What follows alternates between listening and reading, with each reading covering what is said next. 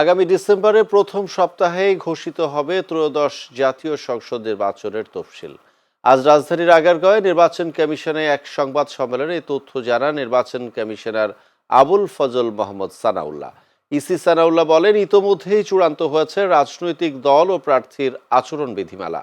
September থেকে শুরু হবে প্রবাসীদের ভোটার এডুকেশনের কাজ। প্রবাসীদের ভোট নেওয়া হবে পোস্টাল ব্যালটে।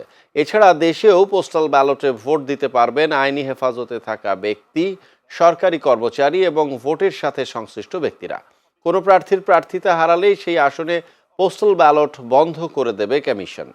সানাউল্লাহ জানান, প্রবাসীদের ভোট দিতে রেজিস্ট্রেশনের জন্য ৩ সপ্তাহ সময় দেয়া হবে। ৩১শে অক্টোবর পর্যন্ত যারা ভোটার হবেন তাদের ভোটার তালিকায় অন্তর্ভুক্ত করা হবে বলেও জানান নির্বাচন কমিশনার। যেদিন নির্বাচনটা হবে তার থেকে আনুমানিক 60 দিন আগে। তো নির্বাচনটা তো সাধারণভাবে আপনারা বুঝতেই পারতেছেন রোজার আগে। রোজা যদি হয় 18 তারিখ, ডেফিনেটলি তার আগে তো 2-4 দিন সময় দিবেন for the new government to take over, শপথ গ্রহণ ইত্যাদি। তার আগে নির্বাচন হবে। সো নির্বাচনে যে ডেটটা হবে টেন্টেটিভলি তার থেকে 60 দিন আগে আপনারা হিসাব করে এটা বলা মুশকিল। এটা পরে আমরা এটা নিয়ে আলোচনা করব।